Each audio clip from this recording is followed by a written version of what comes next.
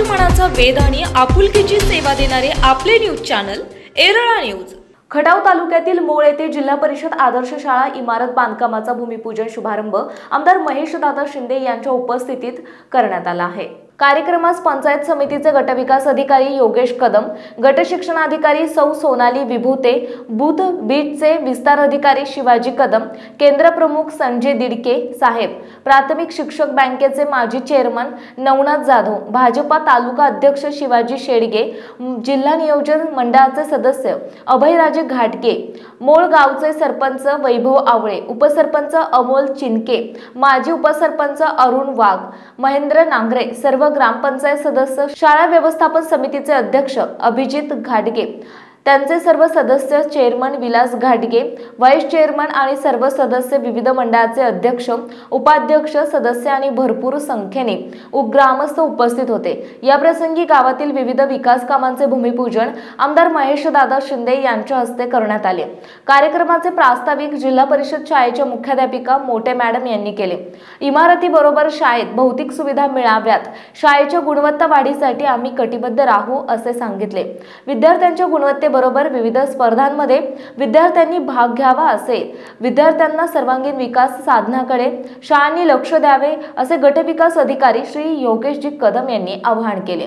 शाळेचे बांधकाम लवकरात लवकर पूर्ण करण्यासाठी आम्ही वैयक्तिक लक्ष देऊन काम पूर्ण करून घेऊ असंही त्यांनी सांगितलं। आमदार साहेबांनी विद्यार्थ्यांच्या गुणवत्तेबरोबर विद्यार्थी सुसंस्कृत व्हावेत याकडे पालक शिक्षकांनी लक्ष द्यावे असे सुचवले।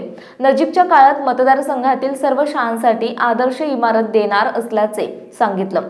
भौतिक सुविधांसाठी लागणारा निधी कमी पडू देणार नसल्याचे आमदार शिंदे यांनी सांगितले। गुणवत्तेबरोबर संस्कार यावर भर देण्याचे आवाहनही यावेळी त्यांनी केले। गणपतजी बनसोडे यांनी सूत्रसंचालन केले। प्राप्ती होते लक्षात, नुसतं शिक्षण घेऊन उपयोग नाही। आता बघा, लई शिकलेला नंबर 1 बोर्डात आलाय पोरगा, गेला अमेरिकेत, इथं आई भूकत पडलाय। आईनं म्हणले, अरे बाबा लय आजारी आहे, बाबा आजारी आहे, मी आजारी आहे, काय करायचं, किती पैसे पाहिजे सांग, डॉक्टरला फोन करतो, लागतील तेवढे पैसे घे, पण माझ्या आई बापाला बरं कर। एका मिनिटात पैसे पाठवतो अमेरिकेत। बघा, त्या पैशानं म्हातारी बरी होती का? आणि जर ती म्हातारी जिनं तुला आयुष्यभर जगवलंय, तुला जवळ मिठीत घेतलंय, तुला प्रेमानं वाढवलंय, भांगलून सगळं करून तुझ्या एवढं मोठं तुला तिने शिकवलं, एवढं मोठं केलं, ज्या वयामध्ये तिला तुझी गरज आहे त्यावेळेला तू कुठं बोंबलत गेलायस अमेरिकेत, कधी पेटवायचे ते पैसे? संस्कारच नाही ना त्याला। संस्कार कुठं नाही? संस्कारी असेल तर सगळी लात मारेल आणि डायरेक्ट येईल, माझा आई बाप सर्वश्रेष्ठ, गेलं उडत सगळं। माझं महत्वाचं कर्तव्य माझे आई बाप आहे, माझं गाव आहे, हे संस्कार मुलांवरती करणं गरजेचं आहे। आणि हे संस्कार आत्ता शाळेमध्ये घडले पाहिजेत। इन्फ्रास्ट्रक्चर देऊ। आज आंबलेवाडीची शाळा बघा जाऊन, माझी सगळ्यात शाळा बघा, खूप सुंदर करतोय। शाळा सुंदर करून मुलं सुंदर होणार नाही। सुंदर पदवीधर होतील, फडाफडा इंग्लिश बोलतील, पण फडाफडा वाटोळं बी करतील, लक्षात घ्या। सोपं नाही एवढं वाटतं एवढं तुम्हाला। आमच्याकडे गुरुजींनी हाणलं ना, काय पहिले कानाखाली त्याची मुडद्या तूच काहीतरी केलेलं दिसते म्हणून हाणायचं आहे, काय बरोबर आहे सर? आता पहिला बाया सारूनच गुरुजीकडे येतोय, का माझ्या पोराला मारलं, जणू काय देवता तुला चांगला केलाय म्हणून त्याला चांगला, तेव्हा संस्कार करायला मारले। हे गावाने सुद्धा आता विचार केले पाहिजे। शिक्षकांवरती पूर्ण श्रद्धा आणि विश्वास ठेवला पाहिजे। आणि संस्कार देण्यासाठी रामभाऊ तुमच्यासारखी जी आपली संप्रदायातली लोक आहेत त्यांनी त्यांना थोडे आध्यात्मिक शिक्षण दिलं पाहिजे।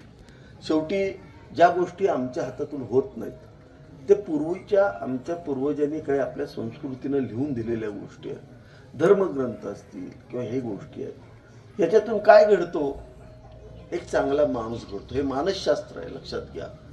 बिना औषधाचं मानसशास्त्र म्हणजे आपले धर्मग्रंथ आहेत, लक्षात घ्या। बिना औषधाचं मानसशास्त्र नाही तर मेंदूवर परिणाम झाला आणि मेंदू फुटला, हे आता रोजच बघतोय आपण। मार करायला जास्त काय होत नाही का? पांडुरंगावर सगळं सोडून देतो। आलं बी पांडुरंगन, गेला बी तूच केलंस म्हणतो, माझा काय संबंध नाही, आणि केलंय मी ती बी तुझ्यासाठीच केलंय। हे जी भावना आहे ही मुलांच्यात वाढीस आली पाहिजे। त्याला म्हणतात अहंभाव बाजूला ठेवणं। त्यामुळं गावं आदर्श करायचे आपल्याला. चकाचक तर करू. आता स्मशानभूमीत अंत्यसंस्कार आहेत, त्याचं आपण उद्घाटन केलंच. परंतु त्याच्याबरोबर आता गाव तर खूप चांगलंच करणार आहे. मी सांगितलं आता बुध झालंय, ललगुण झालंय, गारवडी झालंय.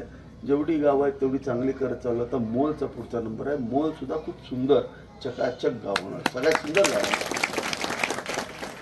गाव दिसायला सुंदर होईल.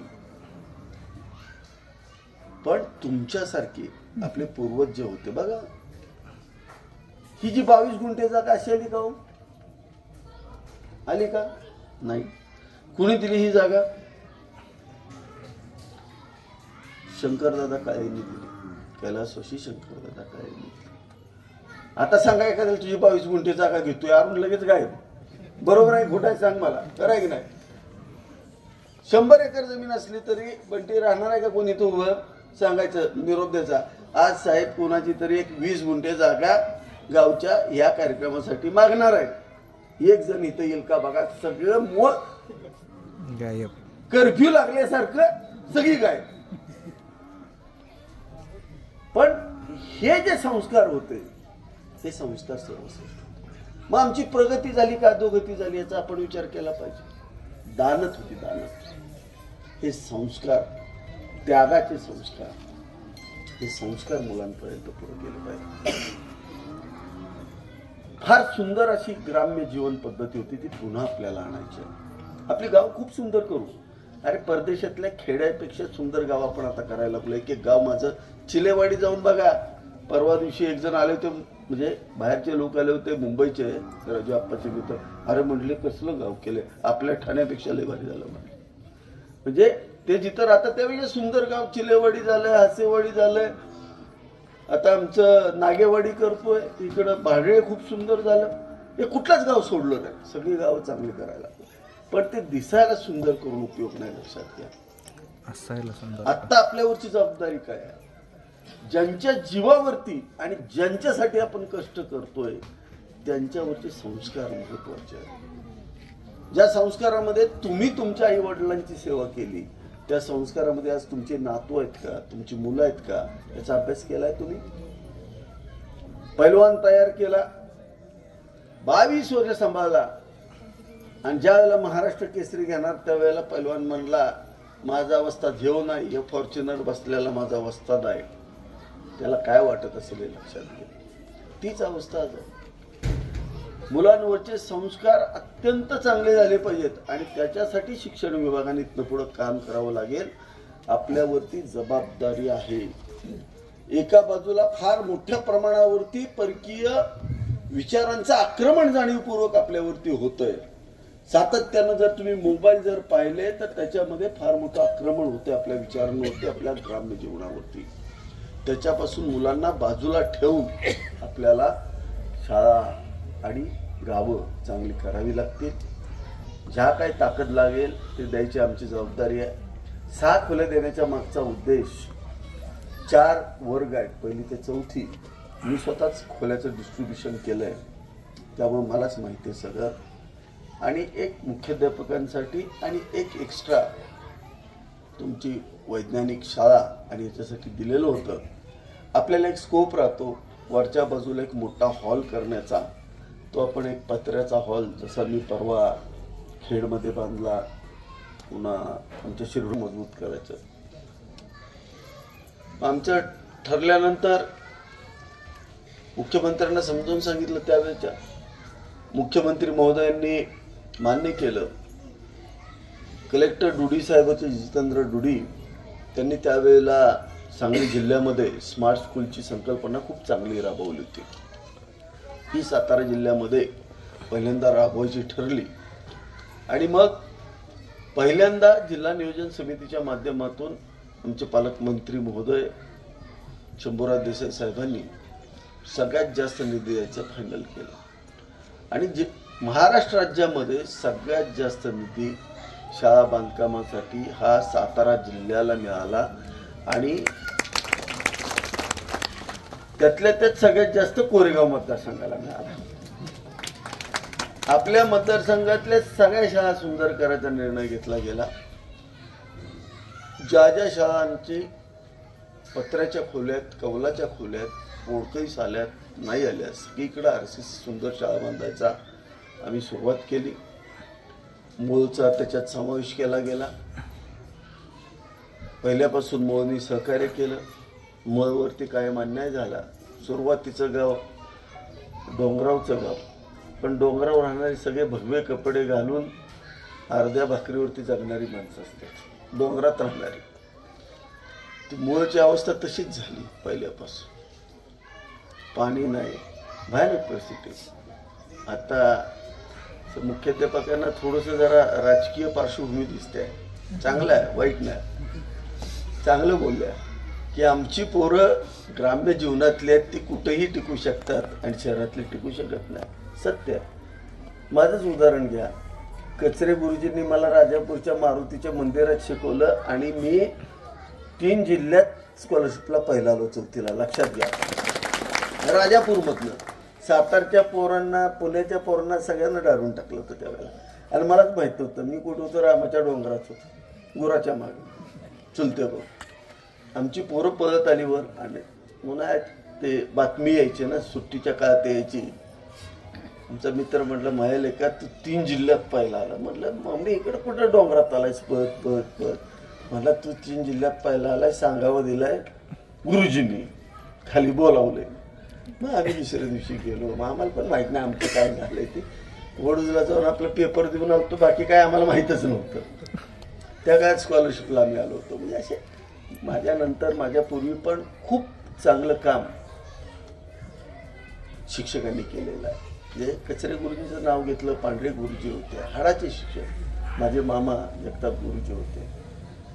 मूळच्या शाळेमध्ये तर माझी आई स्वतः होती, जिथं 2 वर्ष काढले ताईंनी आमच्या. हे शिक्षकांचा जिल्हा आहे. सगळे म्हणतात राजकीय नेत्यांचा, ह्याचा रामभाऊ आपण म्हणतो राजकीय नेत्यांचा जिल्हा आहे. तसं काय नाही. हा खरा मूळ शिक्षकांचा जिल्हा आहे, त्याने घडवलेल्या विद्यार्थ्यांचा जिल्हा आहे. लक्षात घ्या. आणि एवढी मोठी परंपरा या ठिकाणी साकारलेली आहे. तर आपल्या पुढे आव्हान आहेत. 2-3 आव्हानं फार मोठी आहेत. आमच्या काळामध्ये सुविधा फार नव्हत्या, तुमच्या पण काळामध्ये सुविधा नव्हत्या. फोन सुद्धा नव्हता, सांगावं यायचा, चिठ्ठी यायची, पत्र यायचं, ही परिस्थिती होती. आत्ता पोरांना सगळं जग मोबाईलवरती दिसायला लागलेलं आहे. आपण शिक्षण देऊन पोरांना ग्रॅज्युएट, पदवीधर करू शकतो. मुलांना पदवीधर करायचे का? निश्चित करायचे. पण चांगलं जीवन जगण्यासाठी, हे राष्ट्र पुढे नेण्यासाठी मुलांना संस्कारक्षम शिक्षण देणं गरजेचं आहे. आणि म्हणून मुलांना फक्त पदवीधर करायचं नाही. प्रतिनिधी प्राध्यापक KB जाधव, दिलीप साबळे. आपल्या भागातील महत्त्वाच्या बातम्या पाहण्यासाठी आजच आमच्या एरळा न्यूज चॅनलला YouTubeवर सबस्क्राईब करा आणि बेल आयकॉन प्रेस करा.